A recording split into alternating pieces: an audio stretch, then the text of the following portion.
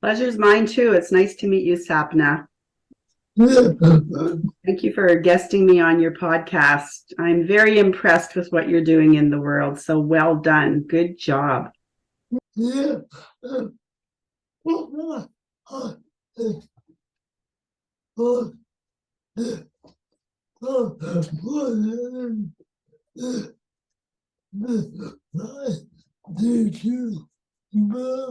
Well, I think it was a few things. I have been working as a life coach the last number of years. I have spent most of my adult life in social work prior to that.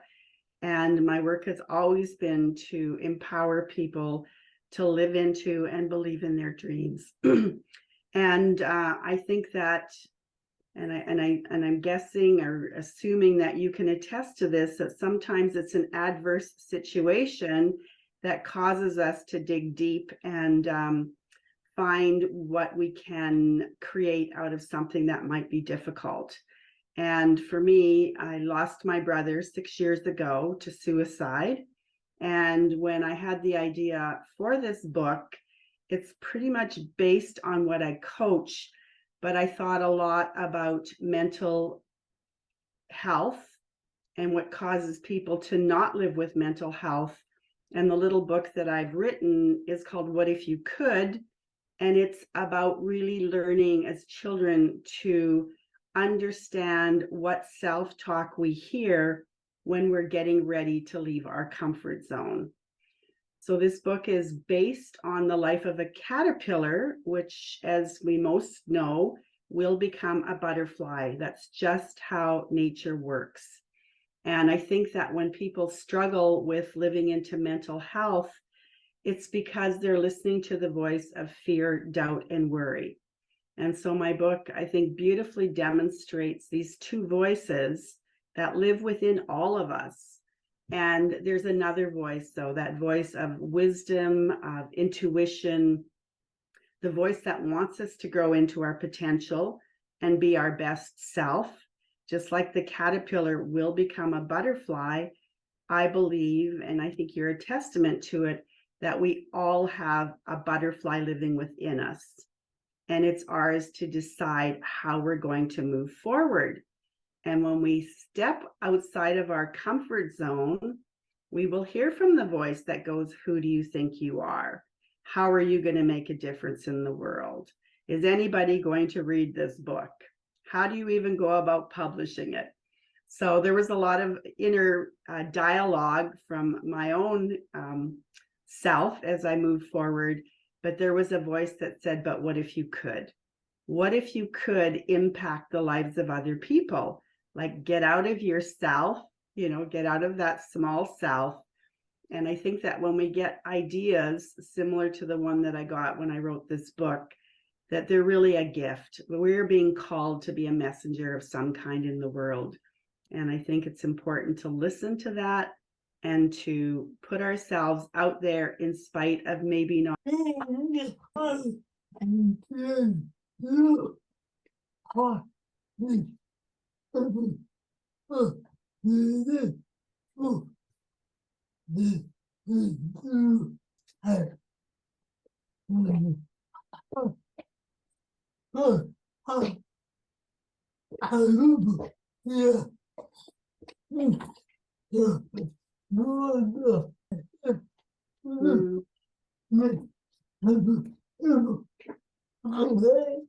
Yeah, Craig was my younger brother. His birthday is in November, so of course that's around the corner, and it causes me to think of him.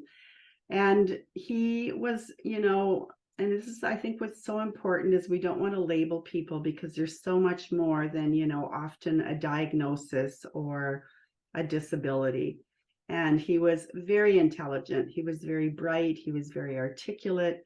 He was very interested in everybody. And I have 3 grown sons, and they say that's the one thing that they remember most about Uncle Craig was how interested he was about their lives and what they were doing. And, we grew up in a home where people didn't talk about feelings. I'm guessing, there's a lot of families that are not very functional. They're more dysfunctional. And in my home, my father, I think, drank to deal and manage with his feelings. So this is not something that was modeled to us. And yet we always have the opportunity to decide how we're going to use that to take us forward. And for me, my journey, I think, of healing has been lifelong. I mean, I had to kind of overcome some deep beliefs in terms of myself and possibility and what I could do. And my brother, in his early 20s, it just seemed like he was somebody, if you were going to vote, who would be most likely to do great things in the world, it was him. He was super intelligent. He graduated from university with an honors degree. He was invited to give the toast at his friends' weddings. So he had a period in his life when he was really putting himself out into the world.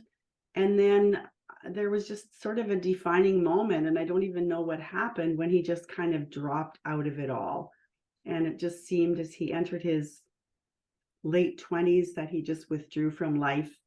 And he turned to drinking, and probably some drug abuse, and kind of spiraled. But then over the years, he would get his footing. He would stop drinking for a while. He was getting some support with his mental health. He was being diagnosed with conditions like bipolar, depression, obsessive compulsive disorder. So lots of labels. And, and for a number of years, he was functional. He had a taxi. He drove a taxi, and I think he really enjoyed interacting with people. And then it just seemed he would have those periods, and I don't know if they were very dark for him, where he would isolate. And I was talking to a person who is involved in an organization that I'm supporting to prevent youth suicide. And I just think that, sometimes we say that systems fail people, but I also think mental illness is a conundrum, because sometimes people fail the systems, in the sense that I know my brother would miss appointments, he would go off his medication, he would start drinking. And so I don't know if there's, what the answer or solution is, except that what if we could start when children were really young? What if we could start when they're just toddlers and young preschoolers, instilling in them that there's this voice of love, and that when kids grow up, especially when they're even, entering high school, they understand the voices, the one that maybe comes up that says, well, what if you're not popular? What if, the teacher doesn't like you? What if you can't handle the homework? And that can be carried into university. Suddenly they have to leave home. So I don't know what the answer is as people get older. I think belief systems get kind of cemented, and there's some discouragement about what's possible when their experience hasn't been great. But I guess with my book and my mission going forward, it's what if we could start really instilling this information in children when they're young, so that they can identify with the voice and give that one their belief. Like, what if you could do that? Let go of all the thinking that's telling you that you can't do it. Let's live into dreams and possibility. So I kind of got off track about Craig, but when I wrote this book, I thought a lot about his life.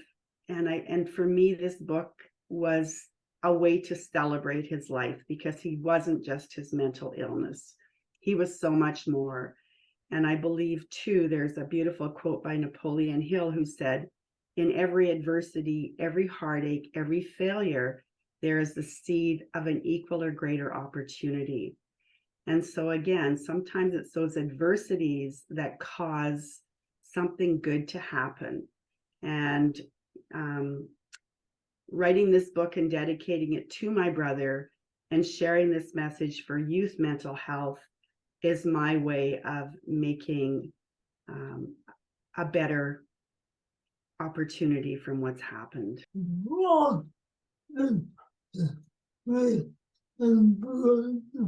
Thank you.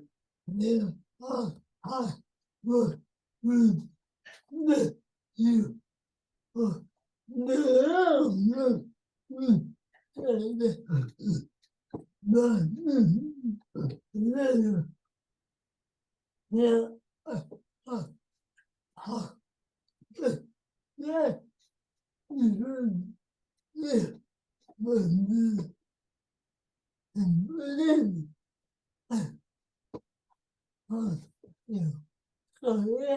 I would say that that was a real pivotal point for me. So again, another very adverse situation. When I was a young person, I'm going to say that I partied and I drank a lot. I am going to say that cancer, I don't think that you can isolate a diagnosis from what's going on, perhaps mentally and physically and spiritually. I think I had a lot of grief, and it's interesting that my cancer was related to the area of my breast. Um, but I also feel like, whatever happens in life, we have an opportunity to learn from it, to not live into the why did this happen? What's wrong with me? And so my breast cancer diagnosis initially was devastating. I had 3 small sons at the time. I was in a marriage. I thought I had a picture perfect life. We were working in our own business. We were consulting and doing programs to, again, empower people. And when I was diagnosed, for whatever reason, it just seemed that that just all came apart at the seams. And within 6 months, my marriage fell apart. And I found myself, and these were my new labels, I guess, initially, a cancer survivor, not knowing what my future would hold, a single parent, suddenly unemployed, and feeling pretty devastated. I kind of think about, standing in the rubble of, and I mean, I have no experience, but I can only imagine when people are, revisiting their home if it's burnt down, or the aftermath of an earthquake. Those are huge catastrophes, but that's kind of what my life felt like, that everything was just gone. And as I sat with that in a lot of fear, not knowing how I was going to support my kids, not knowing if I would be diagnosed with cancer again, which I was, and not knowing, if I could single parent my children, if I'm dealing and struggling with illness, I had an experience one night that was my defining moment. And I was getting ready to move into my own home. I was going to be, single parenting my children part-time. They would spend a week with me and a week with their father. And I was over preparing the house for my move, and I started to paint the bathroom. And when I was painting the bathroom, I was standing on a countertop, which was kind of foolish, thinking I could step over to the bathtub, and I fell hard. And I was all by myself in the house. And when I laid on the floor, I really hurt my arm, just laid on the floor. I had this moment where I thought, this fall could have killed me, not cancer. I had been so worried about cancer and how the future would unfold. And in that moment, I realized my life could have ended right then. And I think it was such a powerful moment for me that I decided, so I don't know how my life is going to end, and I don't know when it's going to end. So what's up to me is that I want to live my best life. I don't want to just survive. I want to thrive. And it was a real turning point for me. And I just believe that we live in this beautiful world of energy, and what we focus on expands. And that's what we attract into our lives. And it's interesting that after that pivotal moment, I was invited within a few weeks to go to a vision workshop. So that was a long time ago. And I'm thrilled to say that I have to do the math in terms of how many years now I have been a survivor. But I was thinking, as I'm doing this work now, about teaching people to live from their vision instead of their conditions, that this has been around for a long time. I mean, there was a whole transcendental movement related to, Henry David Thoreau. And I went to this vision workshop, and I was invited to determine a time in the future and envision the life that I would love. And so I picked, I think, 7 years into the future, because I thought, okay, if I was alive in 7 years, I would get to see my oldest son graduate. That would be amazing. And then I was thinking, what would I love? I would love to be mortgage free. Here I am starting over, buying a house with a 26-year mortgage. And then I was thinking, I kind of got into this exercise. Well, it would be amazing if I could be traveling to places in the world that I would love to visit and see other people's cultures and take my kids on trips. And I would love to be so healthy. I wrote this down that I'd even run a marathon. And then I even wrote, just doing work that I really loved. I didn't even have a job at the time. And so when I coach people and I share this experience, I say, so here I am, this cancer survivor, this single parent, this person who's unemployed. And here's this great big dream I have. What if I could be doing like work I love and running marathons and being healthy and seeing my kids grow up and paying off my mortgage? So there was this gap. And that's what I tell people. There's a gap. And it's like a caterpillar who wants to become a butterfly. And I just love that this is how nature works. And it's a beautiful metaphor for, this is, we're meant to be so much more than we think is possible. And so, I got myself into programs that supported me. And what I'm learning in my own life is all I need to do is stay connected to that beautiful vision of what I would love moving forward and take my next step. And when I hear that voice that's telling me, who are you to do this? That's never going to happen for you. My work is to say, you know what? I see you, fear. I mean, you're going to show up because I'm growing. And I've learned to use a mantra now when fear arises that, thank you for showing up. Thank you for trying to keep me safe. And here I grow again. I know you're going to be a player. And that's my message for mental health. When and I had another, so I'm just going to do a quick. So I did, all those things happened. All of those things happened in 7 years. And I had no idea how they would, but they did. I even ran a marathon 18 months after my last diagnosis in Disney World. I don't know if you're familiar with that. It's in the United States, with my children at the finish line. And it was my opportunity to take them to Disney World. I was not a runner, but it got me to Disney World because I raised money for another organization that paid my fare and supported my stay in Disney World for 5 days.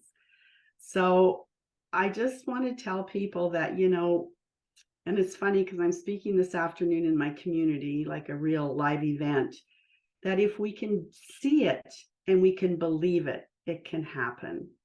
And so I just want to share another happening with you, Sapna, is if you can look behind me, I've got a giant world poster on my wall behind me. And my new vision now is that I would love every country in the world, every child in the world to understand the power of the message in my book. And so what I'm doing now is when somebody shares my book in another country and sends me pictures in a post, I'm putting it on my map. And I want to start tracking it as it goes around the world and really envisioning, what if we could live in a world that was driven by the voice of love instead of fear? And so you are my first podcast, I think, in Europe. So I was very thrilled when you were willing to host me as a guest. The honor is mutual. The honor is mutual. And so here's my book. This is what it looks like. And it's called What If You Could? I always have trouble with these cameras. And it's winning awards, which is really beautiful. And I don't want to take the award as my own personal accomplishment because I really felt that this was very inspired. I believe there's a beautiful benevolent energy in the universe that's going to take a caterpillar from a butterfly, and it sources us with ideas if we're listening. So I love that it's winning awards because it's adding credibility to the book and the message. And so now that I'm sharing with your viewers in other parts of the world, if they're willing to get a copy, it's available on Amazon, Book Depository, wherever they get it, if they're willing to share it somehow, some way, with a photo and then a post, then I can add that. And what I really have this vision of happening is creating this momentum. People want to see good in the world. I believe that. And people want to be part of good. And last year, so here's another big dream I had, and I don't know if you saw that on my post. I cycled almost 2,000 kilometers across Canada to where our government buildings are in Ottawa to promote youth mental health. And I'm supporting an organization called jack.org, which, even though it's Canadian, has incredible resources that can be used by anyone in the world. And Jack was the son of a couple, Eric and Sandra Windler, who committed suicide in his first year at Queen's University. And they said that when they heard this, they had no idea that he was struggling. And they've made it their vision and mission to empower other youth and train them so that they can go into institutions in Canada, high schools, universities, and share with other young people. You know what, let's talk about this. Let's not just keep it inside until you end up being so depressed, that you think your only option is suicide. So I feel really passionate about the fact that they're starting with youth, they're starting with young kids, and they have a beautiful program online that anyone can take. If you've got listeners in the UK or other parts of Europe, it's called Be There. You just have to go to jack.org, and you'll find a beautiful digital program that people can work through at their own pace, and they can be certified and learn more about how can I be there for someone who's struggling. And it's not meant as an intervention, but it's meant to keep the communication channels open so that they can support that young person to get help. So I've also have another big dream that I would raise $100,000 for this organization. So I'm donating 10% of all my book sales to them.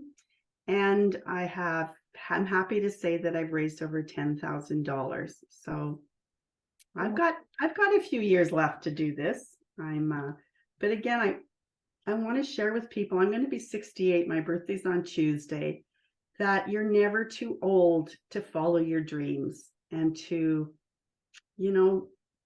be the change that you want to see in the world. Well,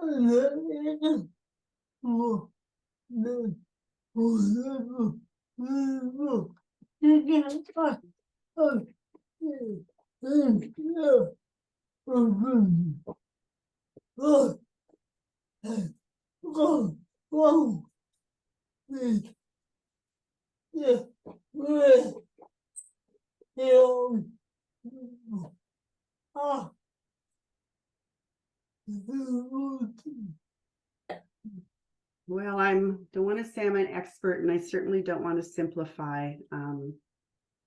I don't want to simplify the answer. I mean, if there's people who are getting the support they need and it requires medication to rebalance the chemicals in their brain, I think that's important.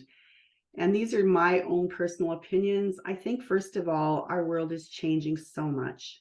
When I raised my sons, there wasn't technology, there wasn't cell phones. I mean, when we went out, we had to leave a whole list of phone numbers with the babysitter, where we're going to be. We all had landlines on the wall. And I had an experience last summer when I was cycling, and I just want to say I had no idea if I could do this or how it would happen.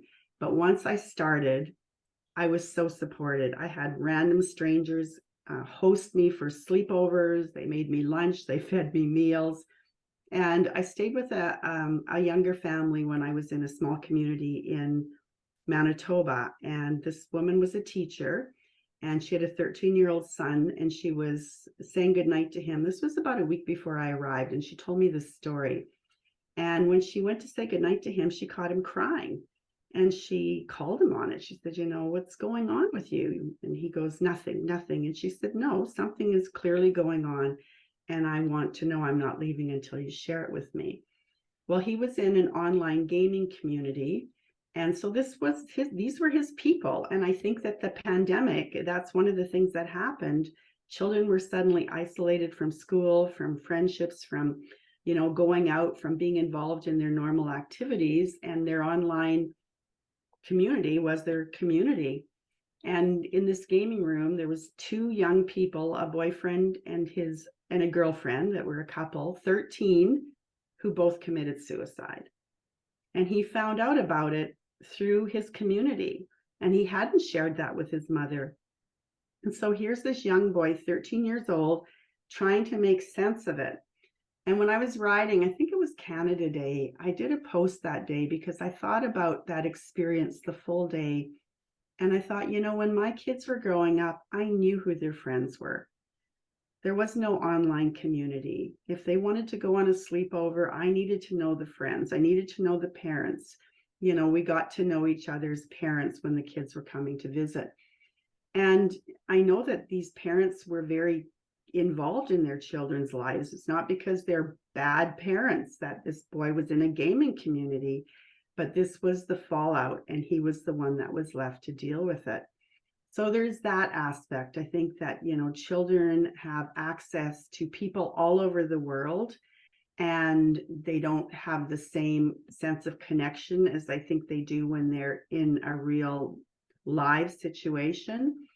I also think that times have changed in terms of relationships. There's so many blended families now that I think that at times it must leave children feeling somewhat ungrounded. And even for my children, they were going back and forth between their father's house and mine. I know that wasn't their preference. Suddenly holidays, my kids don't like holidays, and I get it. I've got to be at dad's this year, and got to be at mom's this year. And sometimes there's not a congenial relationship between the separated parents. So I think the children pick up on the animosity if it's there. Often the parents then get into another relationship, which involves more children visiting the weeks that they're with their biological parent, who maybe is now in a relationship with a different person. I honestly, I don't know. I just think that all of these things, though, have got to contribute in some way to maybe lack of connection, maybe sometimes just despair, maybe not having the full presence of a parent, parents who are working full times. And if you're a single parent, there's even more responsibility. You're not always 100% available to the children. So there's lots of choices. University is very expensive. I often think, what goes on in a child's head when they're going off to university? Do they have, fearful thoughts like, what if I don't like university? My parents are investing in a great amount of tuition. What if I don't like moving away? And we can get caught up again in those what ifs instead of leaning into what they would love. And I did a blog in September that's on my website about preparing your kids for school, but the Canadian Mental Health Commission actually wanted to share it on their website and post it more generically. So I think it's really about just preparing your children to navigate change. And every time you're going to grow, even if it's going into high school, we need to really engage our children to talk about their fears, but also invite them to think about, what would you love? I mean, we always know what we don't want, but what would you love if you had a vision for how this year would go when you entered high school? So it could be, I'd love to make friends. I'd like to be enjoying my classes and passing them. I'm looking forward to being on this basketball team. So the work that I do, and I think it's so powerful, is vision driven. It's getting people to live from what they would love versus what could go wrong, the what ifs.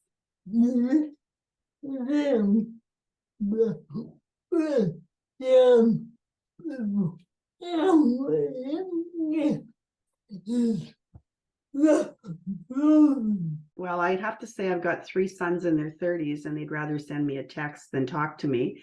So often I just say, look, I'm your mother. I gave you birth without drugs, so phone me.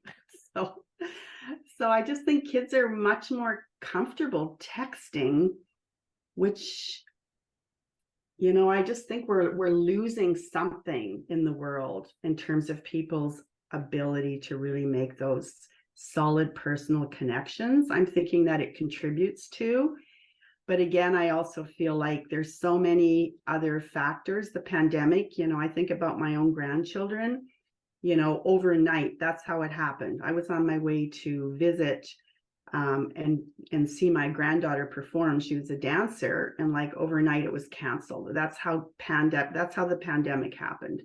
And I think, she went from dancing, I think 4 to 5 days a week. She was teaching the little kids. My grandsons were playing soccer, basketball. They were with their peers every day. And all of a sudden, I can't even imagine. It's like you think about any change, whether it's retirement or a marriage breakdown or whatever, bam, it was over. There was no, to me, it was like death without warning, like a heart attack. Sometimes people die slowly of cancer. They know they're dying. They've got time to put things in order. The pandemic just happened that fast, and nobody knew at the onset how long it was going to last. So I believe that absolutely did contribute.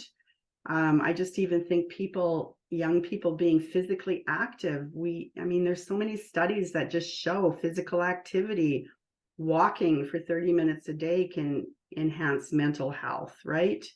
I think that there's lots of parents, and my grandkids were in that category. They didn't need daycare. They were old enough to be on their own, but they were alone all day while their parents went to work. So, who knows where they're connecting online. In the past, I did a prevention ed program when I was a social worker for online bullying and predators. So there's people that go into Zoom and chat rooms and game rooms that are not 13-year-old young people. They're predators. Like, I guess there's just, and I know there's a lot of parents that are very diligent about manning the sites their children go to, putting in those safety guards. But there also comes a time, when children are older, and almost everybody has a cell phone now by the time they're about 7 or 8 years old, where there isn't that maybe control. So I don't have the answer. I just think it's a different world that we live in now than when I was raising my children. My kids were always outside playing. They were just active. We had a skating rink in the wintertime. We had tree forts in the summer. They were just outside playing. And I don't think that's as prevalent, especially in the cities now. There's a lot of stranger danger. Kids are like getting driven to school. They're getting driven to an after school program, and then they go home. And then, so I don't know. I don't know what the answer is. I just think there's many things. And then I said too, the changing nature of relationships now. And I think that's got to affect a lot of children when they're going back and forth, and there's stepchildren that are coming in from other families, or mom and new boyfriend are now having another child. I just think there's more than one determinant, and it could be that there's a genetic predisposition to mental health, just like we can have genetic predispositions to diabetes, cancer, different things. But I also do believe in the power of epigenetics. Just because you're predisposed to something doesn't mean that you're going to be inclined to be affected by that condition, because I believe that our genes, and this is what neuroscience is showing, are triggered from our input also. So the foods we're eating, the exercise we're getting, what we watch, what do we put into our mind in terms of wholesome, uplifting, nourishing content. So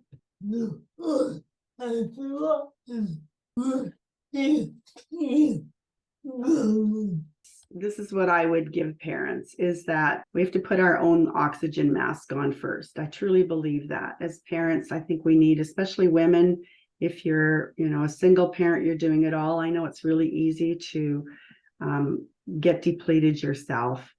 And I think you want to model that to children, how important self-care is, self-respect. I think parents really need to have conversations with their kids. And I know that I did that. I had some difficult conversations with my kids over the years because I wanted them to know that they could come to me regardless of what they were going through. And when I was growing up, I didn't really feel that. I felt like we were so worried about trying to look good. Again, I said I lived in an upper middle class neighborhood. My father drank abusively. There was times he was on his game and he was great. And there was times when I felt embarrassed by his behavior in the neighborhood. And we worked very hard to pretend nothing was wrong in our house. And I think what has to happen in terms of opening the channels of communication is making it okay for children to express how they're feeling, to hear them, I think to truly hear them. And even as parents, I think it's so important, like when I did my my blog on preparing your kids for school, to share with them, hey, it's okay to be scared. You're going into something new. And I remember when I felt that way. So let your children know that it's normal. It's a normal feeling.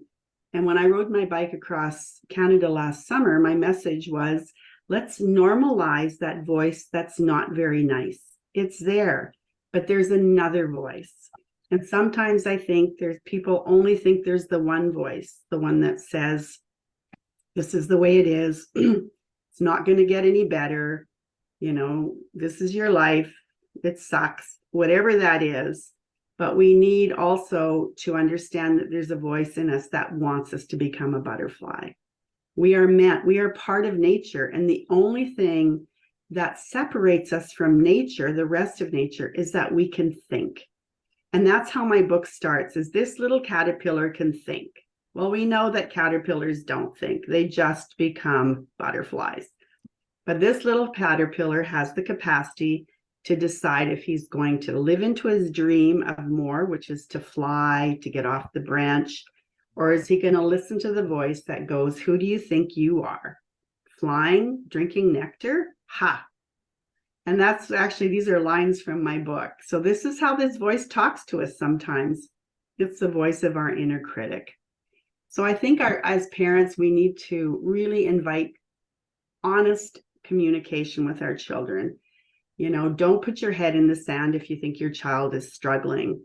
Take the Be There course if you need to figure out how to communicate with people that are struggling around you, so that you've got the way to keep that communication open. And I think more than anything, help your children to have a vision. And as parents, we need to have visions. I am just like this crazy big dreamer now. And my kids, you know what? I keep telling them, what would you love? What would you love? And this is one of the lines in the book. If anything was possible, what would you dream of? So I'm thinking there was a time, Sapna, when you thought, what if I could be a podcaster?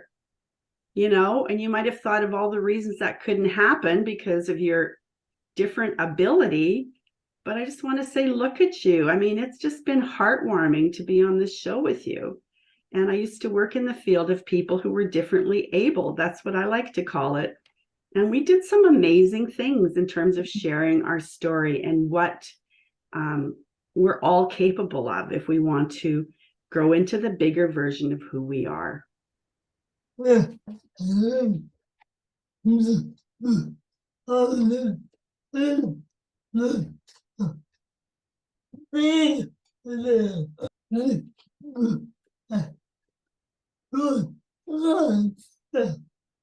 I think it is. You're putting yourself out there. And I just feel like I've been on a number of different podcasts and interviews.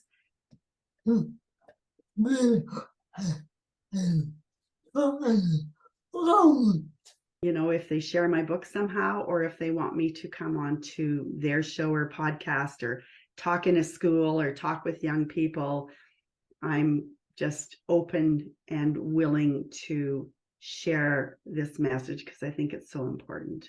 I just want to show you just briefly. This is the voice of love from the heart. So this is how I denoted the voices. And let me just show you what that voice that's not very nice looks like. So this is the voice that wants to rain on our parade, right?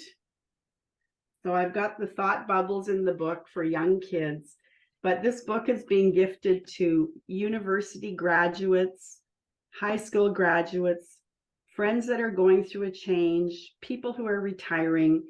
And what was so beautiful about this book, and again, I feel like it was a download, is it's got such a universal message. It's not just for children.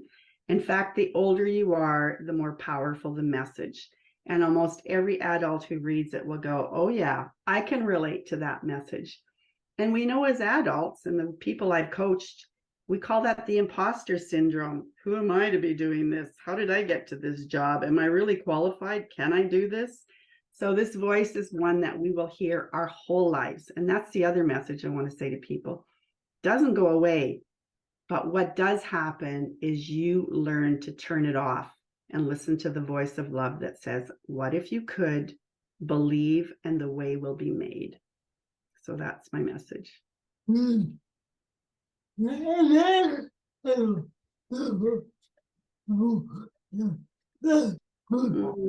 pleasure. And I hope you'll stay in touch, Sapna. I would love to stay in touch with you.